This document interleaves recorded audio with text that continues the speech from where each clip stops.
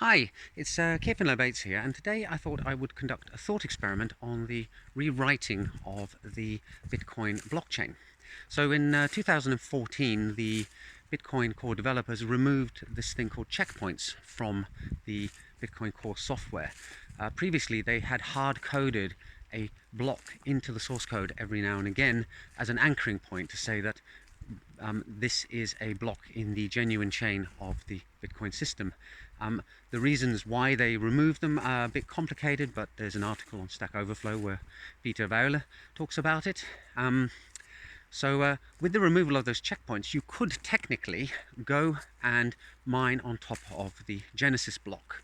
And if you were to do this, what you'd want to be doing is you would want to be mining just a bit faster than Nakamoto and the early Bitcoin adopters actually did in order to create a forked parallel chain that had a slightly higher difficulty than the historical one. And I went and looked up some of the numbers, and I got a back of an envelope calculation here and some chanterelles I found on recording my previous video. And it turns out that the difficulty stayed fixed at 1 for the first 32,000 or so blocks. So the difficulty stayed fixed for the first year.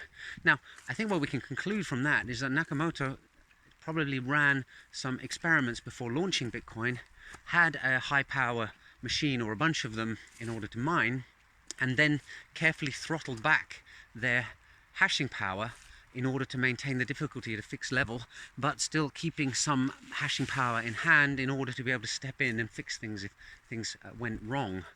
And then it's really only after a year that we see that hash rate required to mine blocks jump. So the difficulty jumping, it jumped by 18% to 1.18. So the hash rate back then was very, very low. At the moment, the hash rate is at about 120 million tera-hashes per second. That's the number of SHA-256 applied twice to a proposed block that are being calculated out there on the network every second. So quite a phenomenal number. And vastly bigger than the amount of hashes we can estimate were being churned through every 10 minutes back in the early days. So for about $300, you can go and buy a 10 terahash miner, and that puts you way ahead of the mining power of the old network at the beginning.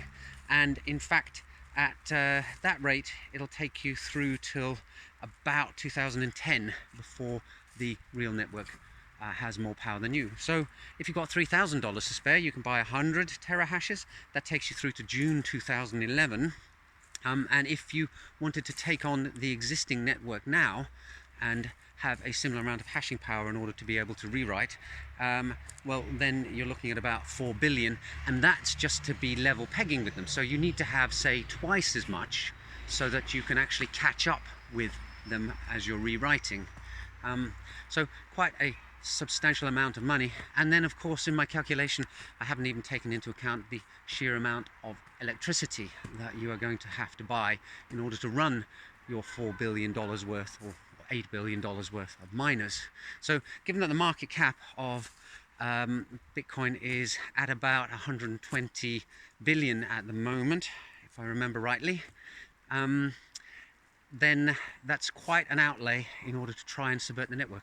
And of course, the final thing is that if you were to do all this stuff, you'd totally destroy the system and faith in it, and Bitcoin's value would drop to zero.